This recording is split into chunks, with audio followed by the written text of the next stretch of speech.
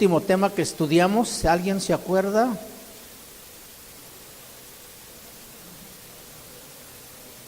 No, esa fue la penúltima. Algo de cinco etapas de la fe. No sé si usted ya se ubicó dónde está en esas etapas de la fe. Usted puede estar en Ramesés, ¿recuerda del pueblo de Israel?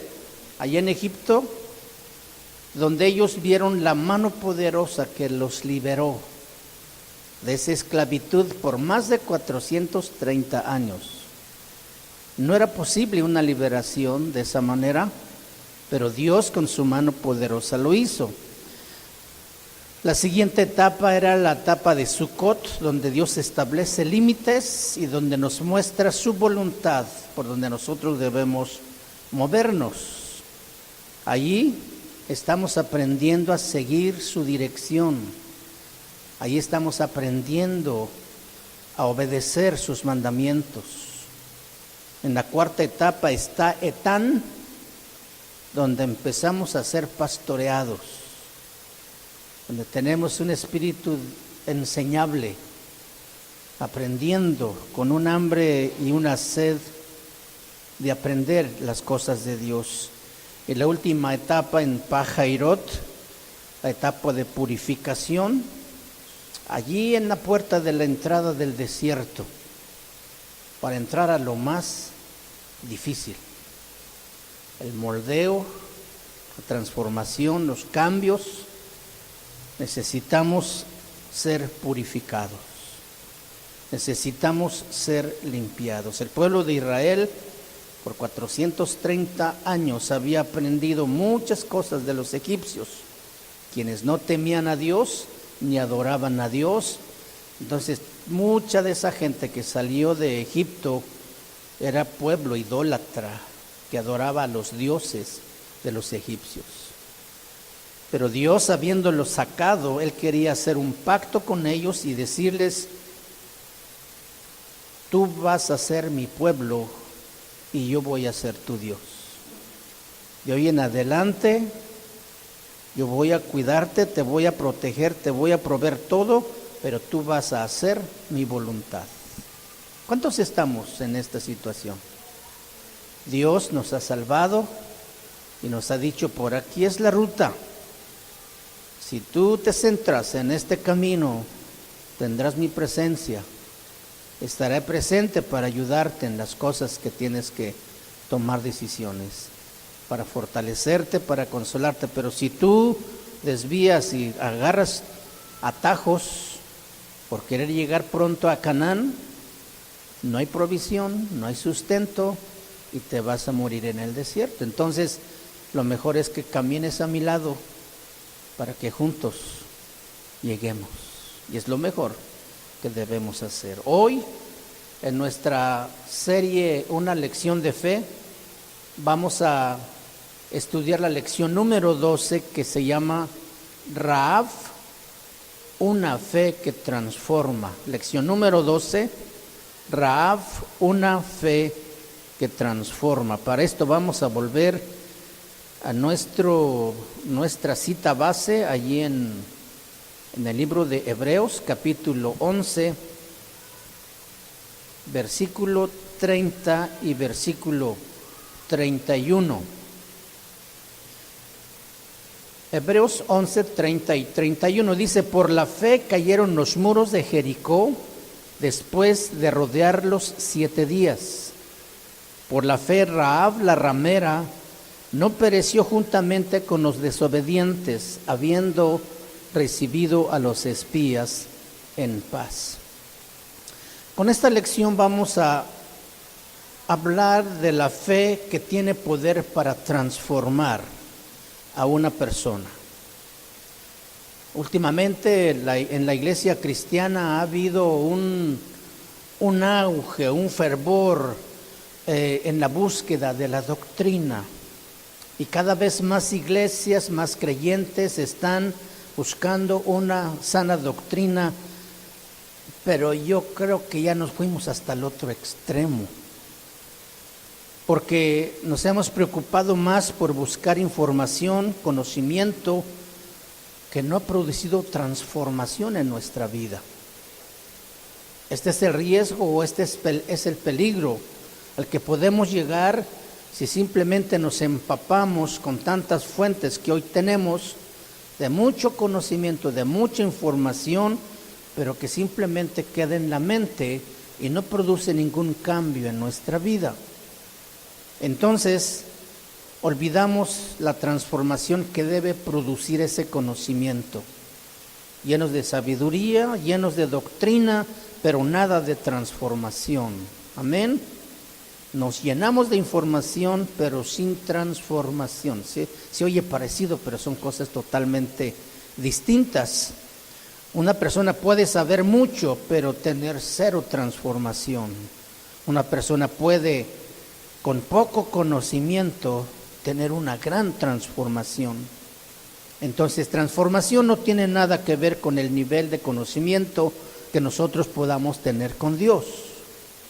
Y Rahab es el más claro ejemplo, como lo vamos a ver durante el desarrollo de esta enseñanza.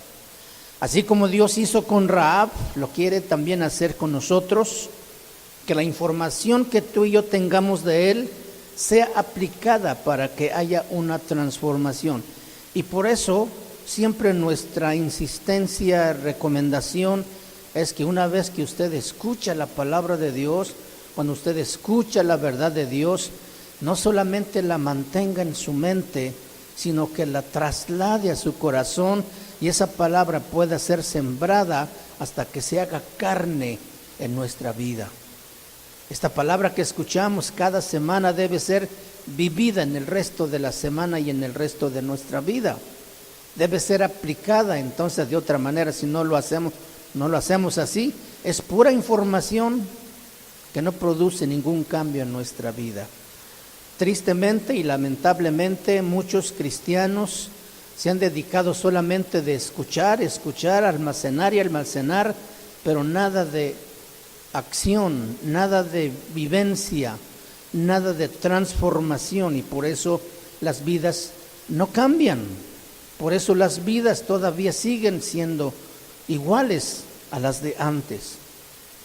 Cada vez que la palabra se predica o se enseña en un púlpito, en un salón de clases, en un instituto, no es para llenar la mente de conocimiento o información, sino de que produzca cambios en nuestra conducta, en nuestras actitudes, en nuestra forma de pensar y en nuestra forma de ser. Como hemos visto en estas enseñanzas de estos personajes que aparecen en Hebreos 11 y otras que se encuentran en la Biblia, hemos encontrado cierta afinidad con estos porque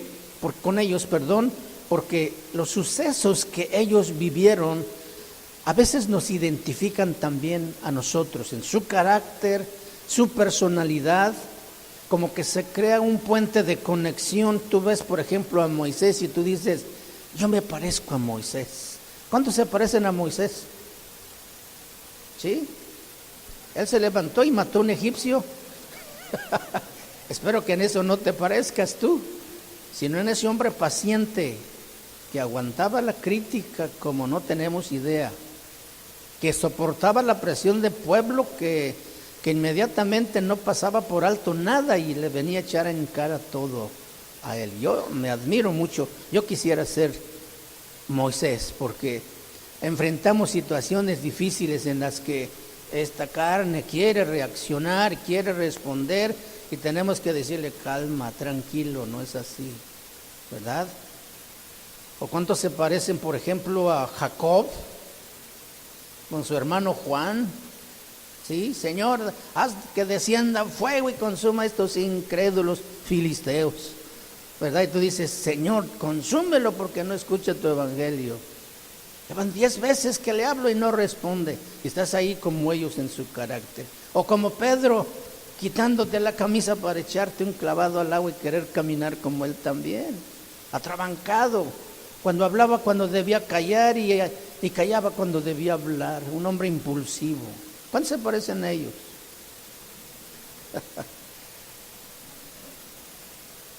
En muchas cosas nos parecemos en ellos. Y eso es precisamente el propósito de estudiar la palabra de Dios, porque la palabra misma nos dice que esto, lo que está escrito, es para nuestra enseñanza. Son ejemplos que nosotros debemos tomar. Rahab tiene una de las historias más sorprendentes que hay en la Biblia. ¿Cuántos han escuchado o leído de Rahab? ¿Y qué sabe usted de Rahab? Ándale, vámonos al revés, ¿verdad? Sí, bueno, pero de Rahab lo único, porque nomás hay un versículo que dice eso. Pero en los demás versículos que habla de Rahab, se habla de Rahab, la ramera, la adúltera, la prostituta, que todo Jericó conocía por la mala vida que llevaba. Ahora, ¿no te admira que aparezca en el capítulo 11 de Hebreos como héroes de la fe? Tuvo que pasarle algo tremendamente impresionante, y por eso es que la vida de Rahab es una de las historias más sorprendentes que hay en la Biblia. Creo que nosotros no hemos valorado la lección que ella nos enseña. Creo que hemos menospreciado ese cambio que ella vivió para estar figurando allí en la genealogía de Jesucristo también. Amén. Porque su nombre siempre viene acompañada de ese adjetivo calificativo que se llama ramera o prostituta. Ahí Dios entonces muestra un punto central acerca de la fe que transforma. De la vida de Rahab, Dios nos enseña que lo vil que puede ser una persona puede hacer una transformación hasta llevarlo a ser una mujer de Dios. ¿Cuántas mujeres quieren parecerse a Rahab?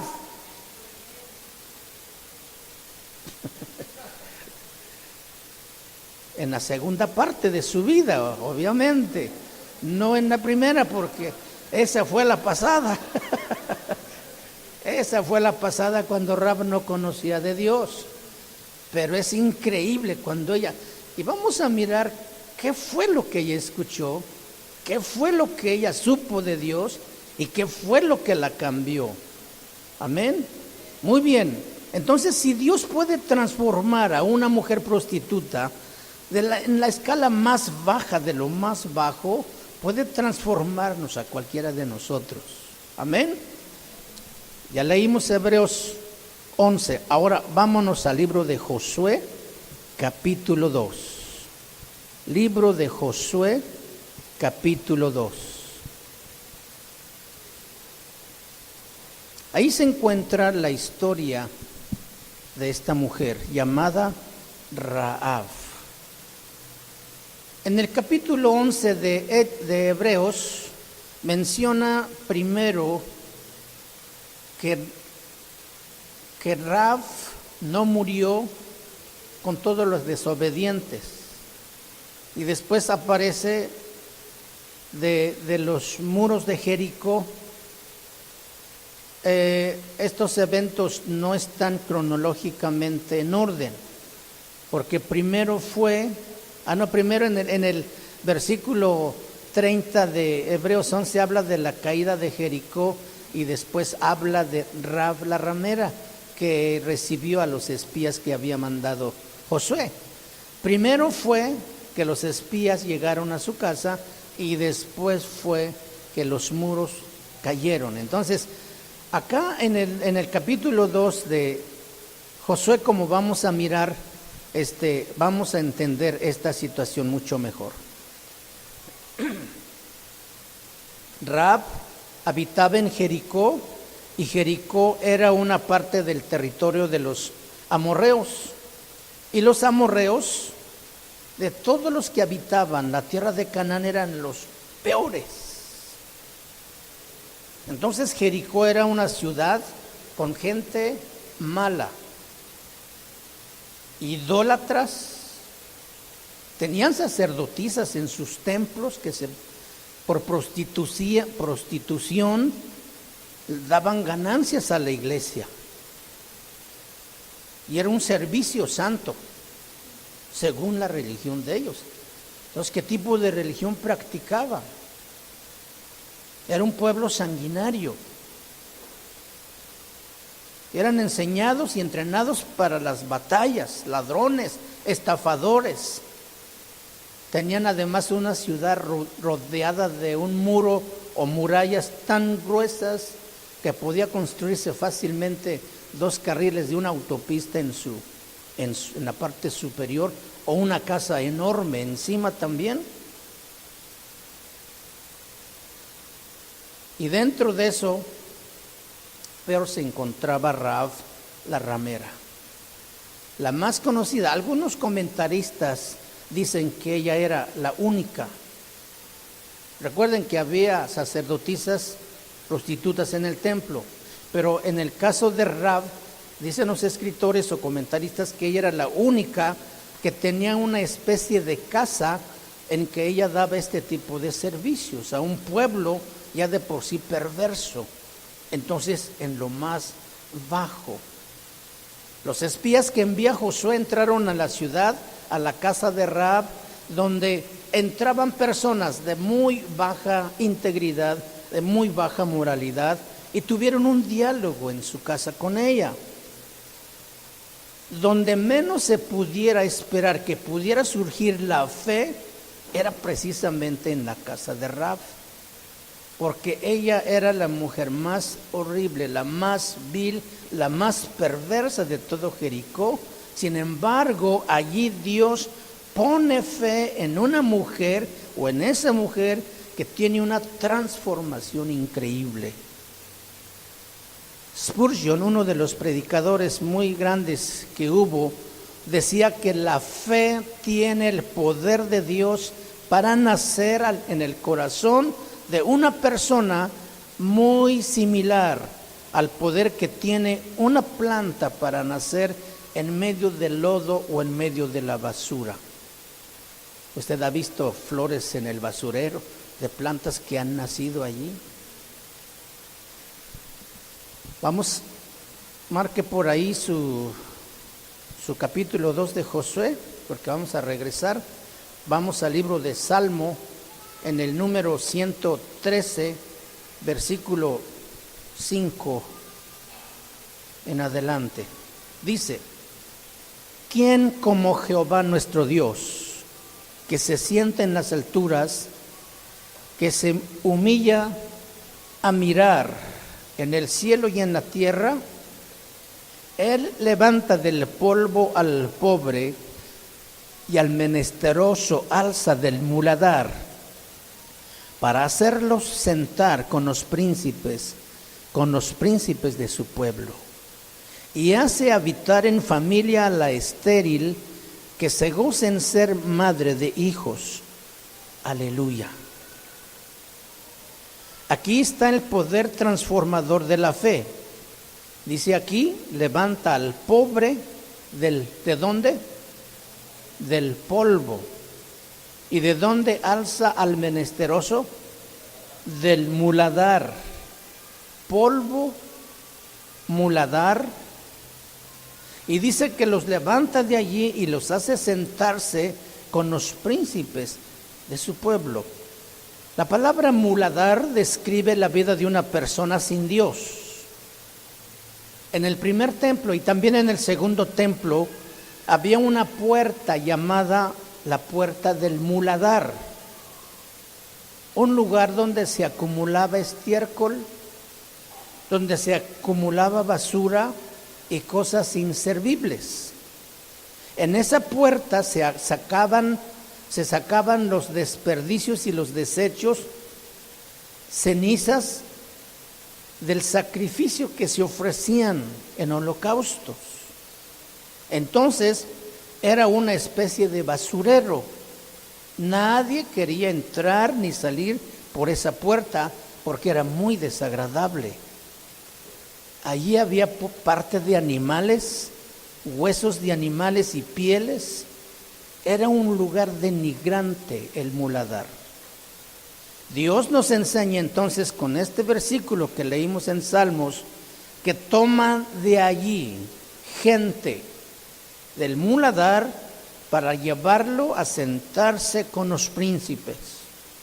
Eso significa que Dios nos sacó a ti y a mí, no de la casa de un rey, sino del muladar. Allí donde huele mal, donde todo está sucio, donde todo hay pudredumbre.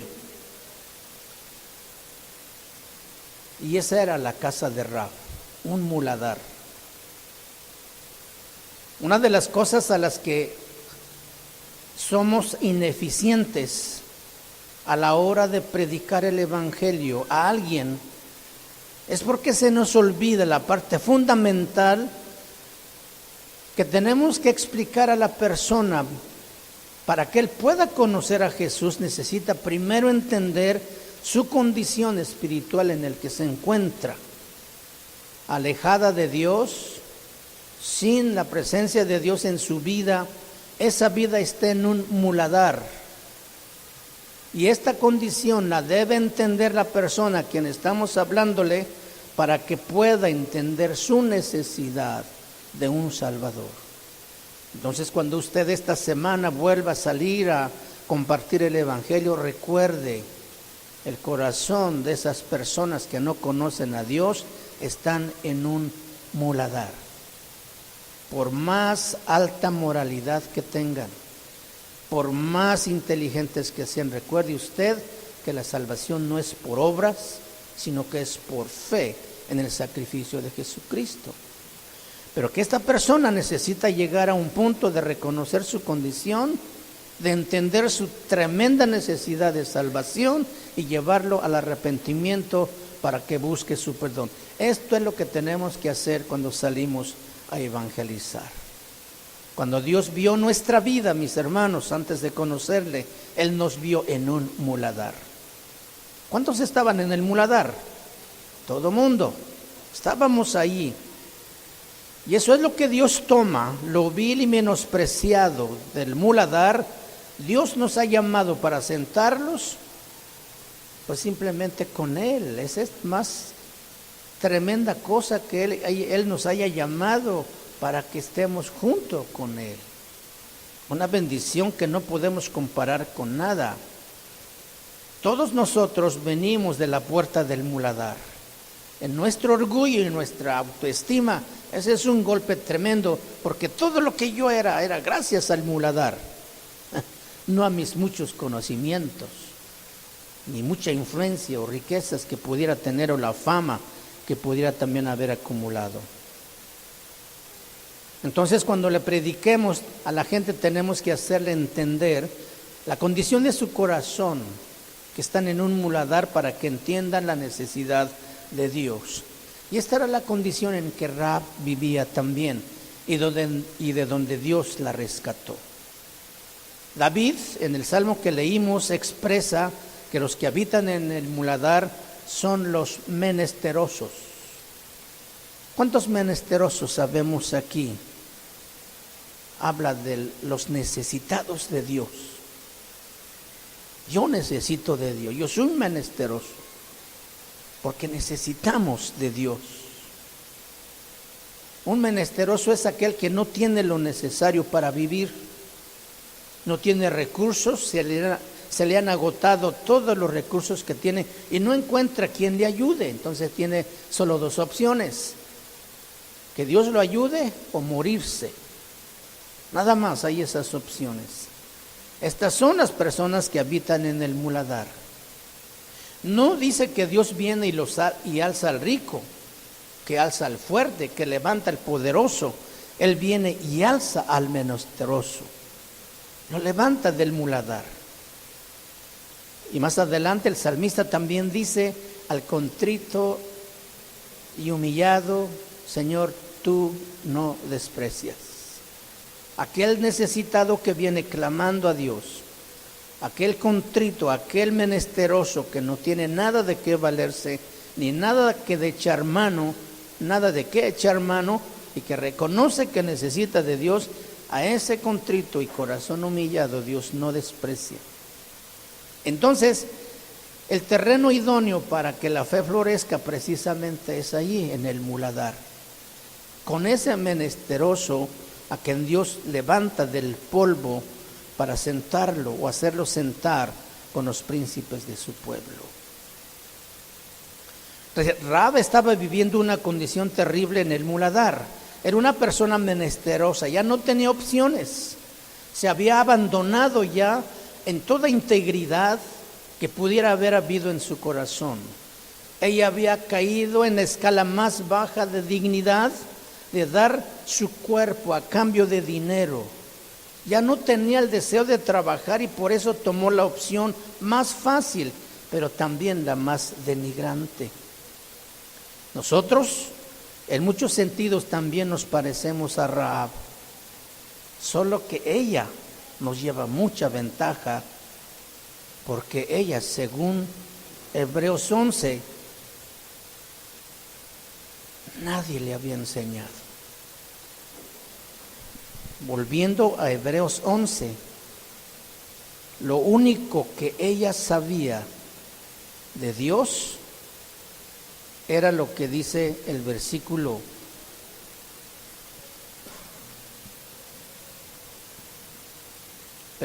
31.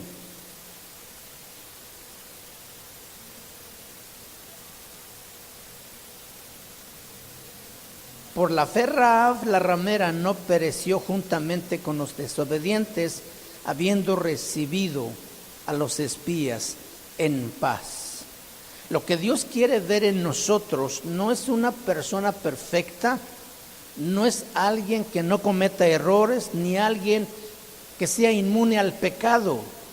Lo que Dios quiere ver en nosotros, entre que conocemos a Jesús y hasta el momento actual, lo que Él quiere ver, una transformación en nuestras vidas, producto de esa palabra o de esas verdades que Dios nos va revelando, que está produciendo cambios en nuestra vida. Cuando nosotros, cada uno, lleguemos a la presencia de nuestro Dios, Él no nos va a hacer un examen a ver de cuánto conocemos a Él. Él va a estar muy atento para saber cuánta transformación ha producido ese conocimiento que hemos adquirido. Mateo capítulo 7, versículo 22 al 23 dice: Señor, bueno, Él dice: en aquel día me dirán muchos, Señor, en mi nombre yo he echado fuera demonios, he sanado enfermos, hemos profetizado, Señor. Jesús contesta y le dice: de cierto te digo que no te conozco, hacedores de maldad. ¿Por qué? Porque no hubo transformación. Mucho conocimiento, mucha información, mucha doctrina, pero cero transformación. Una de las únicas diferencias entre nosotros y Rahab es que nosotros tenemos muchas ventajas para mostrar nuestra fe. Rahab no tenía ninguna. Ya entendiendo cómo vivía y cuál era su condición, Rahab no tenía ninguna condición, ninguna ventaja para mostrar su fe. Y en medio de sus carencias, ella pudo manifestar su fe. Y esto debería avergonzarnos a nosotros, de ver a una mujer con tantas carencias que fue capaz de mostrar su fe. Algunas limitaciones de su vida que le impedían tener oportunidad de mostrar su fe es que ella no tenía a nadie que le enseñara. Ella nunca fue enseñada, pero dice: no pereció con los desobedientes de Jericó. Todos los que vivían en Jericó eran desobedientes, sin ningún tipo de conocimiento de Dios. Por cualquier lado que ella volteara, no había ninguna persona que fuera una buena influencia para ella, ni un buen ejemplo que ella pudiera imitar, ni alguien digno a quien pudiera escuchar o pedir consejo. En eso nosotros le llevamos muchísima ventaja, porque tenemos muchos recursos, tenemos gente de influencia que nos puede ayudar. mucha gente nos ha hablado, mucha gente nos ha insistido de que busquemos a Dios. Podemos mirar el ejemplo de muchos de ellos también, de hermanos piadosos que han mostrado por su conducta una vida diferente, pero Rahab no tenía esas oportunidades. Nosotros tenemos a nuestro alcance cualquier tipo de información, tenemos a nuestro alrededor personas de gran influencia para nosotros, pero en Jericó no había un lugar donde ella pudiera por lo menos congregarse y ser enseñada como nosotros. No tenía ella con quién convivir, era señalada por las gentes y rechazada también por la gente de Jericó. No había manera de poder disfrutar el amor que nosotros disfrutamos como familia y como hermanos. No había ese tiempo de convivencia para ella porque no había ninguna iglesia en ese lugar. En la historia del cristianismo, hermanos, nosotros somos la generación que ha tenido el mayor logro de tener libertad de congregarnos en donde quiera que podamos. Rahab no tenía esa ventaja. En la historia de la iglesia hemos escuchado y leído también cómo aquellos hermanos en el inicio del cristianismo sufrieron dando su vida por su fe. No podían congregarse, se reunían en las catacumbas, en las cuevas. En la Reforma murió mucha gente por su fe. En la Inquisición no se diga también. En la época del papado sufrieron los cristianos también persecuciones. En el Imperio Romano también. Hoy nosotros tenemos esa libertad y la menospreciamos. Y esa es una de las razones de que los cristianos sean tan frágiles, que no aguantan nada, que son cristianos quebradizos, que padecen una osteoporosis espiritual y a cualquier golpe se fracturan. ¿Por qué? Porque no aprovechan la oportunidad de aprender, de ser enseñados. Abandonan con una ligereza, menospreciando no solamente el reunirse, sino menospreciando el ministerio sacrificial de nuestro Señor Jesucristo.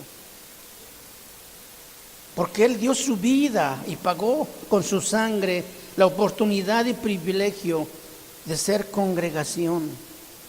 Nosotros somos una congregación no porque a alguien se le haya ocurrido iniciar esto. Nosotros somos una iglesia de Jesucristo por la sangre de Cristo Jesús mismo, y somos un cuerpo porque tenemos una cabeza que nos dirige, que es Jesucristo. Todo lo que Rahab no tenía nosotros lo tenemos en abundancia y lo menospreciamos. Hemos perdido el sentido de lo que es la iglesia y lo hemos hecho como un club, y esto no agrada a Dios. Muchas veces hablando de cosas sin sentido, de cosas que no edifican. Un lugar donde vas a buscar novia o vas a buscar novio, o un lugar donde puedes exponer tu curiosidad, en lugar de ver a una iglesia como lo que realmente es, un cuartel militar, donde hay orden y disciplina, donde hay entrenamiento. Un cuartel militar no lo hace el edificio, lo hacen los que están allá adentro, los soldados. Allí ellos son entrenados, allí ellos son atendidos cuando son heridos en los frentes de batalla. Los levantan y los vuelven a enviar. Ningún soldado se envía solo a la batalla. Aquí Dios los envía de la iglesia, de su cuerpo. No nos enviamos solos, no tomamos decisiones solos, ni vamos a la guerra contra quien nosotros querramos. Dios es quien da órdenes, la iglesia obedece. Uno de los lugares sobre la tierra más ordenada y disciplinada es un cuartel militar. fortalecemos a los débiles, enseñamos a los niños para ser soldados. No crean que las maestras están entreteniendo a sus hijos, los están enseñando en la palabra del Señor, cómo defenderse del enemigo, cómo cuidarse mutuamente. Un club social es un club donde pueden tomar trato de entretenimiento, platicar cualquier cosa. Y en eso hemos convertido a la iglesia, pero eso no es la iglesia. No le damos la importancia y por eso con tanta ligereza decimos, hoy no tengo ganas de ir a la iglesia, iré la próxima semana. Imagínate un soldado que lo enviaron a una misión y dice, ya no tengo ganas de regresar al cuartel, volveré la semana entrante. ¿Tú crees que le va a ir bien? Para nada. A nosotros nos va bien cuando nos ausentamos y regresamos. Pero,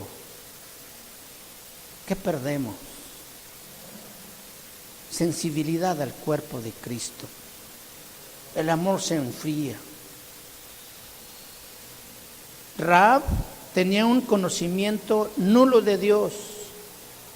Y es ahí donde Dios comienza con su misericordia a producir fe. Y si lo pudo hacer con ella, ¿no lo podrá hacer también con nosotros? Conozco un pueblo en la sierra de Oaxaca que se llama San Juan Tabá, en la sierra de Villalta. Estos hermanos, como ya creo que también lo mencioné en alguna otra ocasión, han sufrido persecuciones en diferentes tiempos por ser cristianos y con toda la intención de frenar el avance del evangelio. Y con esas persecuciones muchos hermanos han tenido que salir fuera. Y otros se pararon firmes en su fe y allí están. Y esta iglesia, hermanos, está fuerte, está crecida.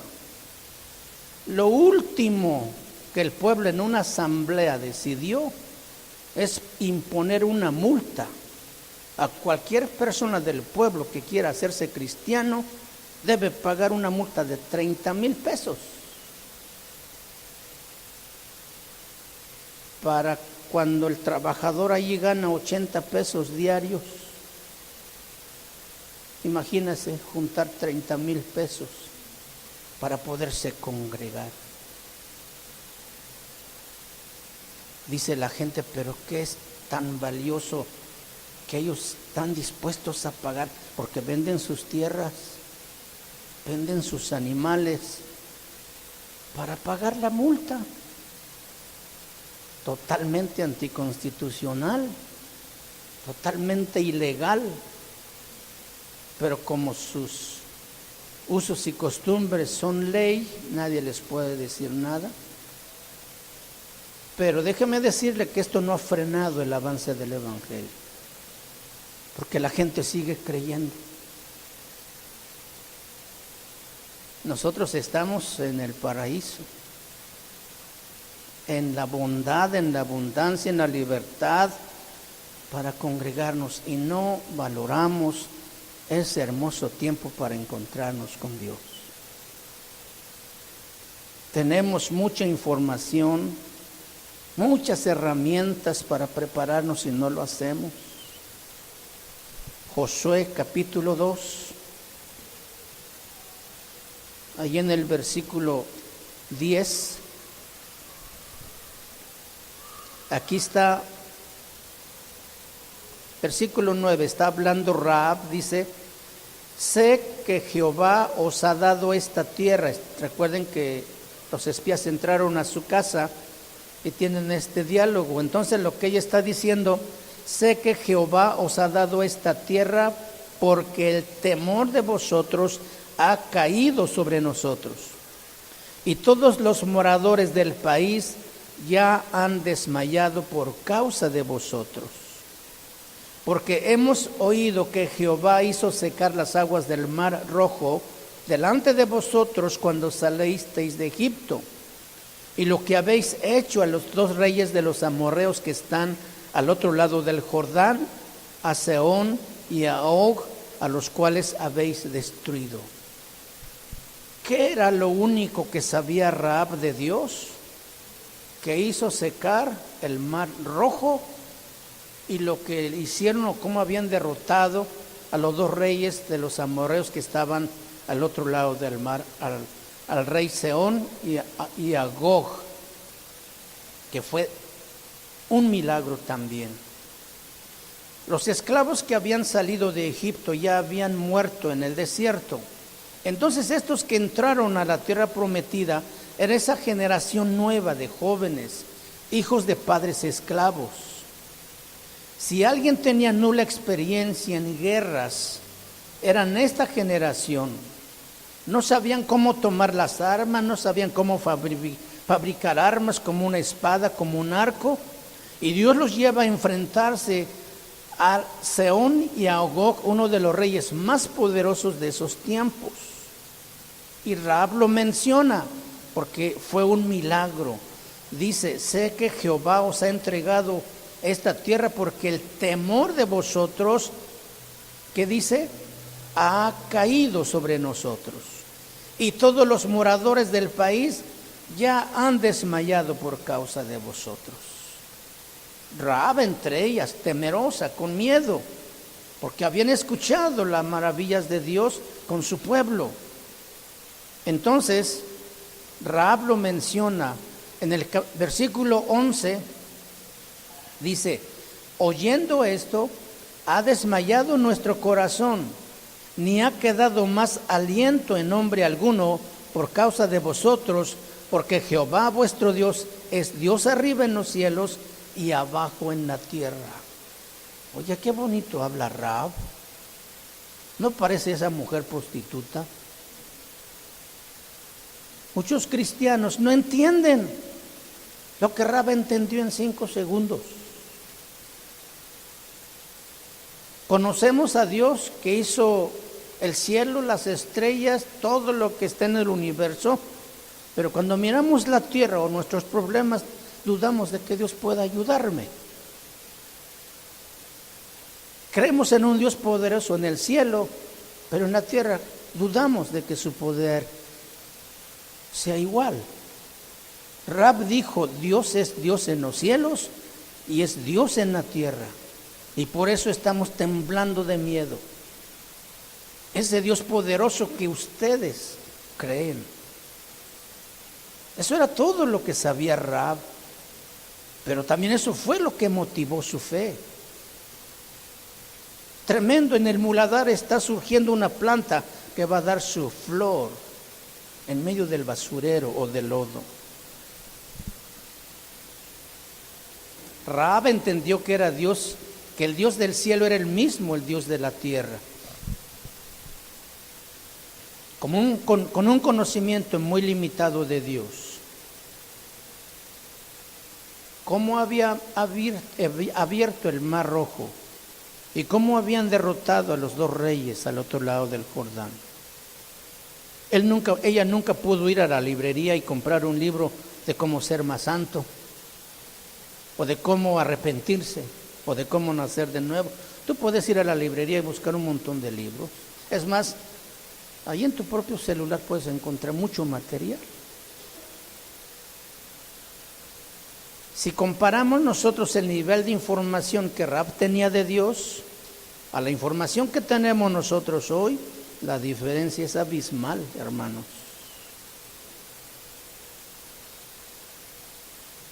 Tanto así que nos está afectando, porque estamos creando creyentes con mucha información sin nada de transformación.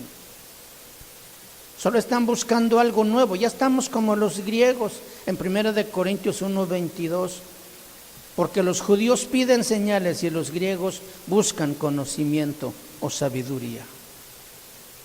Ya no pueden discernir entre la buena información y la mala información. Podemos tener mucha información y no hacer nada con esa información. El peligro es que lleguemos a creer como algunas sectas que no podemos interpretar la Biblia sin los escritos de alguna persona en particular. Nos estamos alejando de la fuente de la vida, estamos entrando en las herramientas e interpretaciones de los hombres y les damos más importancia que a la misma palabra de Dios. Ahora nos entusiasma leer más el libro más nuevo que ha sacado un hombre influyente o poderoso que leer la misma palabra de Dios. Primera de Timoteo capítulo 6 versículo 3 y 4 dice: si alguno enseña otra cosa y no se conforma a las sanas palabras de nuestro Señor Jesucristo y a la doctrina que es conforme a la piedad, está envanecido, nada sabe y delira acerca de cuestiones y contiendas de palabras. Muy claro. Un libro de algún autor es más importante y lo llevas en tu mochila y la Biblia está en tu casa. Hay buenos libros, sí es cierto, buenos autores que pueden edificarnos, pero no pueden sustituir la palabra de Dios. Rahab solo conocía 2 pasajes de la Biblia y con esas 2 verdades que conoció de la Biblia pudo transformar su vida. ¿Cuánto podremos hacer nosotros con toda la Biblia? Ella no había escuchado del nacimiento de Jesús, no había escuchado de su muerte o su resurrección. Ella no sabía que el Espíritu Santo ya había descendido o que podía descender en el corazón de los hombres para guiarlos. No había escuchado la predicación del Evangelio, no había escuchado a un Santiago hablando de pecado, a un Timoteo hablando de requisitos para un buen líder y un buen ministro. Ella no tenía esa información. Entonces la iglesia ha perdido poco a poco esa fe en el libro que es la Biblia. Hemos perdido la capacidad de abrir este libro y creer que lo que tú lees ahí tienes el poder para ser transformado. Hemos olvidado muchas cosas y hemos ignorado otras también. Hemos ignorado, olvidado el poder que tiene la palabra de Dios para producir vida en nosotros. Y no porque sea un libro mágico, sino porque lo que allí contiene es la misma palabra de Dios y el carácter de Dios. Conozco un pastor indígena Mije, también de la sierra de Oaxaca,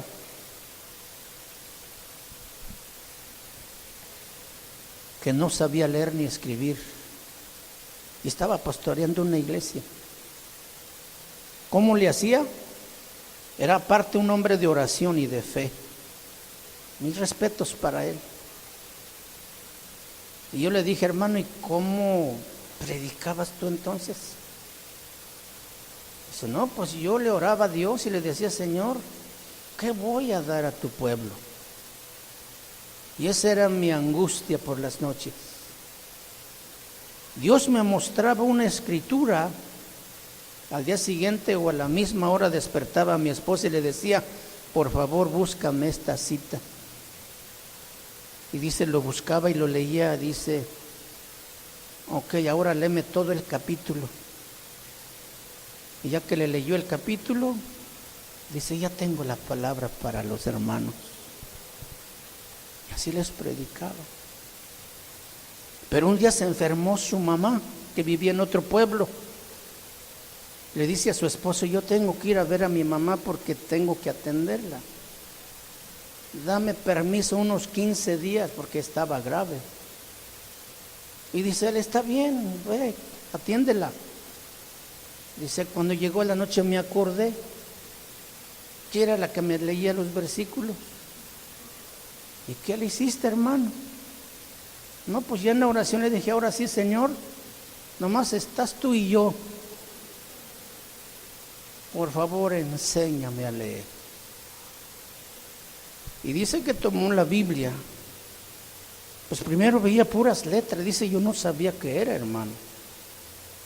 Pero tratando de letrear las palabras, yo empecé y para eso agarró el Salmo 23. Y dice que empezaba primero, pero pues no le salía ni un sonido claro. Pero a la medida que fue esforzándose para para leer, empezó a leer. Y ejercitándose toda esa noche, amaneció leyendo la Biblia.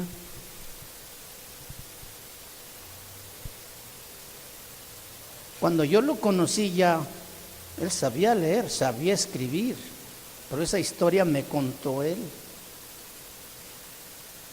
En sus carencias, hermanos, la gente hace cosas increíbles. Nosotros en las abundancias no hacemos nada. Ni nos gusta leer. No nos gusta prepararnos. Tenía una iglesia que se llama el Arca de Noé. ¿Sabe cómo era esa iglesia? Como este pasillo, así de largo, casi desde allá hasta acá. Una salchichita. En un pueblo de no más de 200 personas, él tenía una iglesia como de 60 personas adultas y otras 60 niños, porque son muy productivos allá. ¿Sí? Pero lo raro que yo noté es que el espacio de las sillas, estando aquí una pequeña plataforma donde el pastor que tocaba una guitarra que él mismo se lo inventó, él mismo lo fabricó, es un hombre muy inteligente.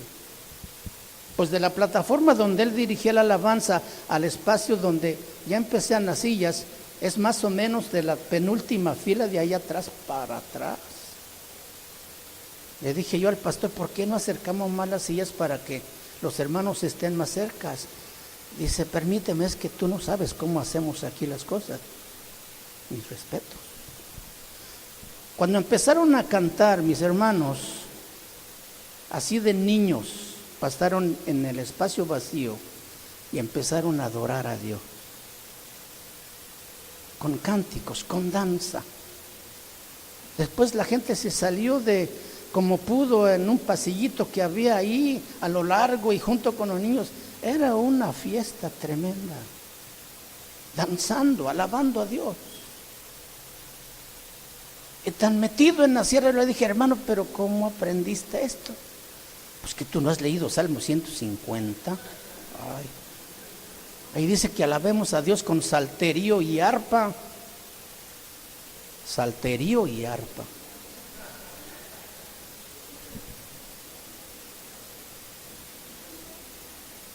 Dios hace cosas grandes cuando ve un corazón dispuesto.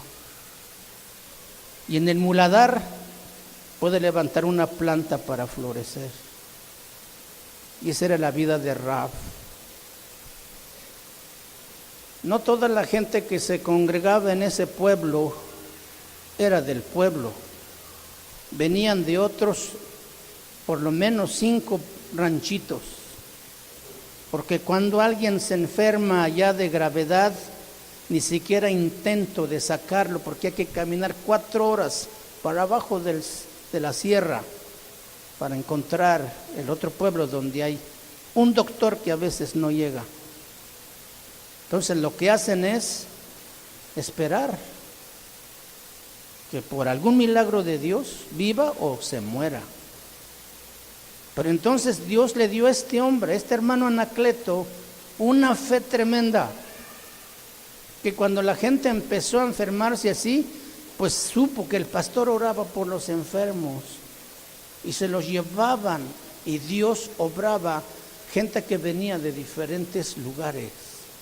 Y así es como el evangelio penetró en ese rincón de la sierra, por los milagros que Dios hacía, por un hombre que le creyó a Dios, que no teniendo nada podía hacer cosas grandes y maravillosas. Dios a través de él. ¿Nosotros qué estamos haciendo? Tenemos todo.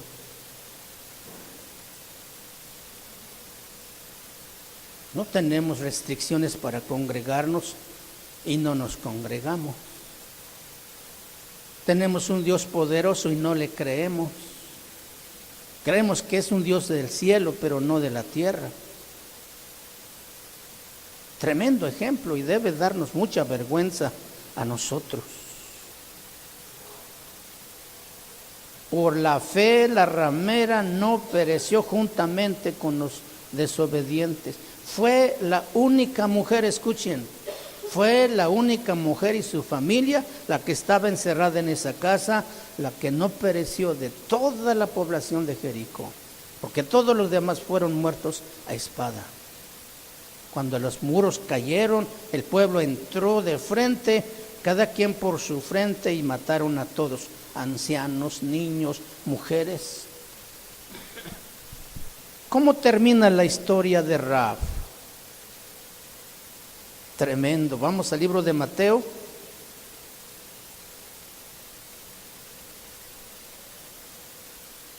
Allí en el capítulo 1, versículo 5. Mateo 1:5. Salmón engendró de Rahab. ¿Qué le dice eso? Pues que se casó, ¿verdad? Ya con su vida transformada, cambiada, que entendió que el camino que estaba llevando no era bueno, que nació fe en medio de ese muladar, se casó con Salmón y entonces engendró a Booz. Booz engendró de Ruth a Obed y Obed a Isaí. Isaí engendró al rey David y el rey David engendró a Salomón, de la que fue mujer de Urías. Entonces Rahab fue nieta del rey David. Fíjense, de una mujer ramera, lo que Dios hace. La genealogía de Jesucristo, del linaje real.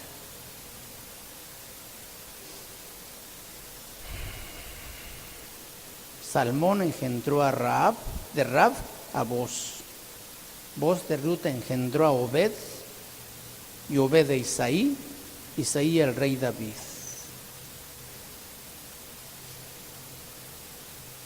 Aquí ya no dice Rahab la ramera, ¿verdad?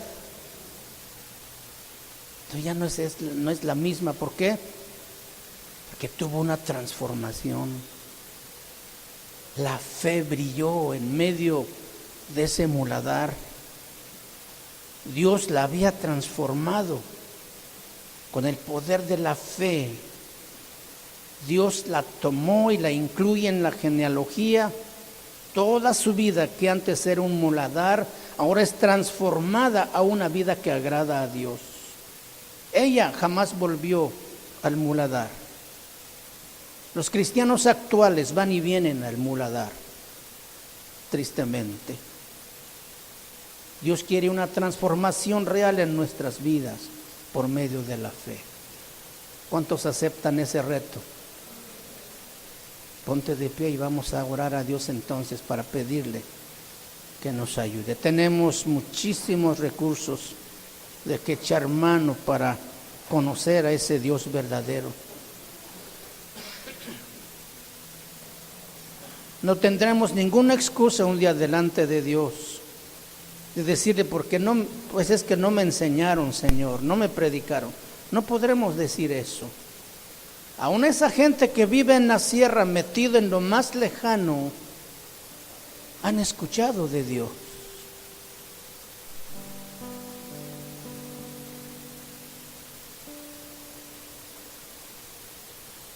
Que esa fe se levante en tu corazón y te mueva a cambiar,